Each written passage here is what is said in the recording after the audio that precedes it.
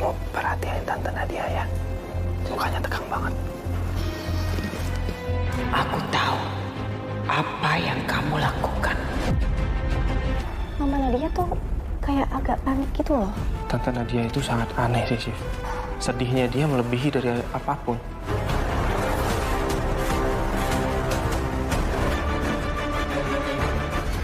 Akhirnya ketemu lagi.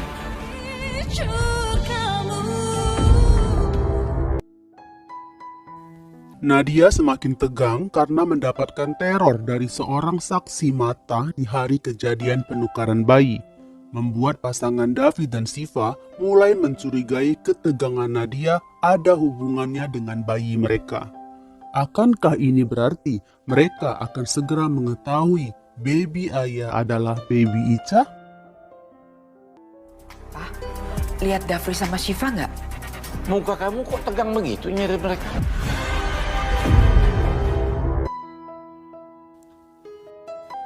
Sore itu Nadia pulang ke rumah dengan wajah tegang. Alasan Nadia ke Rahmat dirinya mengkhawatirkan David dan Siva yang belum pulang. Lalu Rahmat mencoba menenangkan Nadia bahwa dia yang menyuruh Dafri mencari kesibukan untuk Siva supaya nggak terus larut dalam kesedihan. Di sini Nadia memang ya berusaha untuk tenang dengan jawaban suaminya. Padahal guys, Nadia tegang karena khawatir info apakah yang sudah didapatkan David dan Siva dari rumah sakit.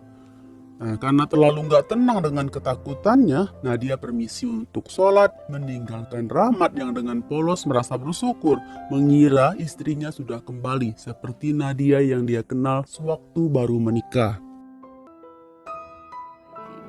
Jika engkau luputkan aku dari masalah ini, aku berjanji, aku akan menjadi orang yang lebih baik lagi.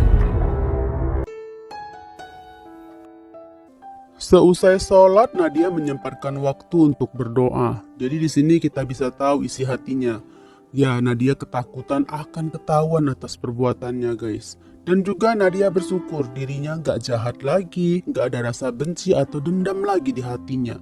Tapi perbuatannya menukar bayi seperti kita tahu dilakukannya karena situasi dan kondisi demi kebahagiaan diri sendiri. Demi Alina yang nggak bisa punya anak lagi. Jadi guys, doa dan harapan Nadia, semoga perbuatan jahatnya tertutupin selamanya. Dengan janji, andai nggak ketahuan, dia akan jadi orang lebih baik lagi. Kalau ketahuan, ya wassalam, hidup Nadia akan kembali sendirian seperti dulu dibuang di panti jompo. Dan rupanya ya guys, diam-diam Indri terus memperhatikan sikap Nadia yang terus berdoa sambil menangis.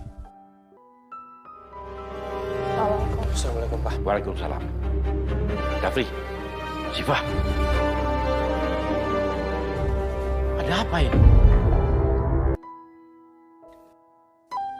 Lalu ya di saat itu, mobil yang dikendarai Dafri tiba di depan rumah. Sementara lelaki yang tadi di rumah sakit masih terus mengikuti mereka dan ikut berhenti terus memperhatikan keduanya sampai masuk ke dalam rumah.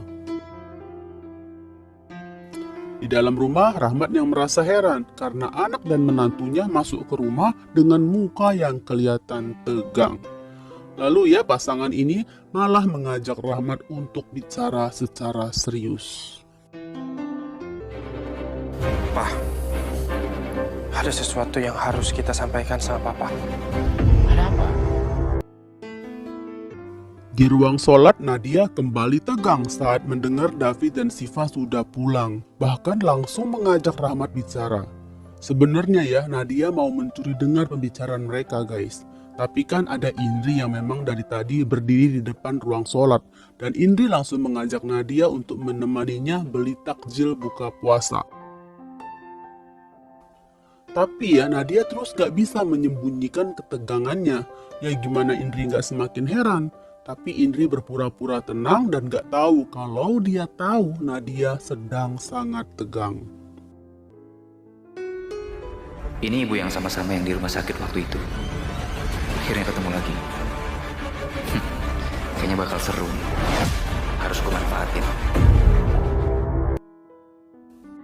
Nah guys, ketika dua emak ini keluar rumah, si lelaki gak jelas ini masih berada di motornya.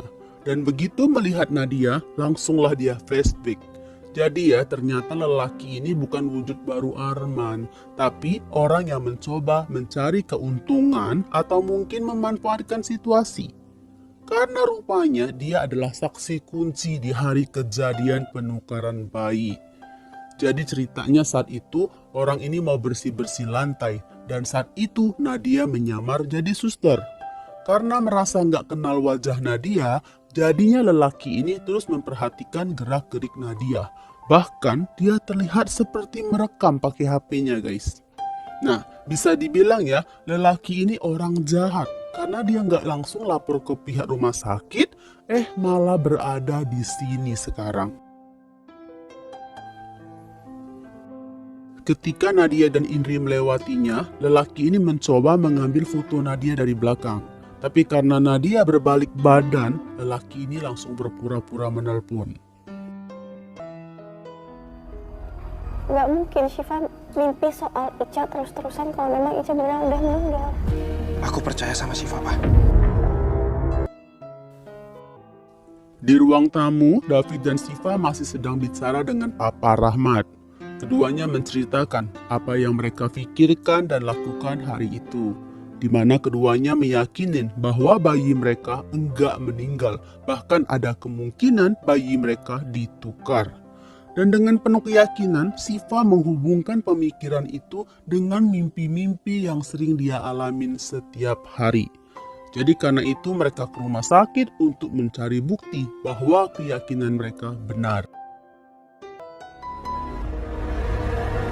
Gimana pun juga, kita perlu bukti, bukan hanya firasat. Sebagai orang yang lebih berpengalaman dalam kehidupan, ya Rahmat mengingatkan anak menantunya ya guys, perkiraan apapun itu harus berdasarkan bukti jelas, bukan berdasarkan firasat, apalagi cuman karena mimpi. Dan juga Rahmat memaklumin kalau pihak rumah sakit menolak memberikan data, karena ini kan menyangkut nama baik rumah sakit. Tapi Rahmat bersedia membantu untuk menghubungin para koneksinya supaya pihak rumah sakit mau mengeluarkan data-data yang diperlukan. Ya pastinya ya, janji bantuan dari Rahmat membuat pasangan David dan Syifa semakin tumbuh harapan untuk menemukan bayi mereka. Kamu tuh ngerasa ada yang aneh gak sih sama Mama? Menurut aku dia tuh belakangan ini ada. Adegan beralih ke apartemen ya, di mana Ilham sedang menantikan buka puasa ditemani Alina. Tapi guys, saat itu Alina masih kepikiran dengan sikap Nadia yang nampak panik dan terburu-buru. Alina merasa curiga, ada sesuatu yang terjadi yang disembunyikan Nadia. Di sini sebagai suami yang baik, Ilham menasihatin Alina dong supaya nggak buruk sangka. Karena mama Nadia kan sekarang udah tobat, udah dekat dengan Tuhan. Tapi Alina tahu sifat mamanya guys. Meskipun Alina belum tahu ada apa, tapi Alina yakin pasti ada apa-apa. Assalamualaikum. Assalamualaikum. Waalaikumsalam. Sore itu keluarga Oki berserta Viro bertamu ke rumah Dafri. Mereka buka bersama di sana. Dan karena rame, makannya gelar tikar di teras guys. Rupanya ya, keluarga Oki ini menginap di sana karena Caca mau lihat pawai obor atau arak-arakan di jalan yang bangunin sahur itu loh. Kami mengucapkan banyak terima kasih kepada semuanya. Semoga Nah guys, di pawai obor inilah pas sahur terjadilah sesuatu. Di saat semua orang keluar ke jalan, termasuk Nadia nih untuk bagi-bagi makanan, lelaki yang tadi siang ngikutin ya, sekarang pakai kostum ditutupin sarung, secara diam-diam menyelipkan secari kertas ke kantong celana Nadia. Jadi setelah semuanya masuk ke dapur, Nadia baru menyadarin ada sesuatu terjatuh dari sakunya. Nadia pun mengambilnya, membukanya, ternyata itu secari kertas bertuliskan, "Aku tahu apa yang kamu lakukan." Nadia kena teror guys. Bisa dibayangkan dong, Nadia jadi panik. Tapi Nadia mencoba bersikap tenang seolah nggak terjadi apa-apa. Tapi saat Nadia mau memasukkan kertas itu lagi ke sakunya, tanpa Nadia sadarin kertas itu malah terjatuh ke lantai. Mama Nadia. Tante Nadia itu sangat aneh sih, Sif. Sedihnya dia melebihi dari apa-apa. Di sini Siva yang memungut kertas itu dan membaca tulisannya. Lalu Siva langsunglah memperlihatkan penemuannya pada Dafri, disertai cerita dia melihat Nadia sangat panik dan tanpa sadar menjatuhkan kertas itu. Nah guys, kalau sudah begini, baru deh otak Dafri jalan. Kepikir memang belakangan ini sikap Nadia sangat mengherankan, karena Nadia terlihat jauh lebih sedih dari orang lain. Jadinya ya, Pak Sutri ini mulai berpikir, apa mungkin tulisan di kertas itu ada hubungannya dengan bayi mereka? Berhubung waktunya udah sahur nih guys, mereka harus balik ke meja makan dengan rencana akan bersikap seolah nggak terjadi apa-apa. Chef, kamu perhatiin Tante Nadia ya. Ya tegang banget. Lihat.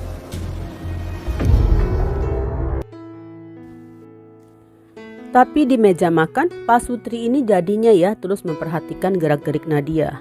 Bahkan David dan Siva saling berbisik. Keduanya sama-sama merasa kalau Tante Nadia terlihat sedang mikirin sesuatu. Nah guys, justru ya gerak-gerik David dan Siva dan juga Nadia malah jadi diperhatiin oleh Papa Rahmat. David dan Siva terus memperhatikan Nadia, sementara Nadia seperti sedang mikirin sesuatu.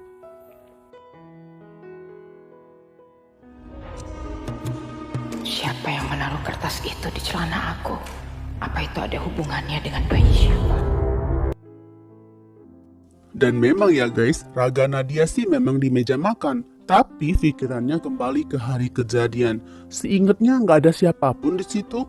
Terus siapa yang mengirim kertas itu? Dan apa maksudnya? Ma, Mama lagi mikirin apa sih?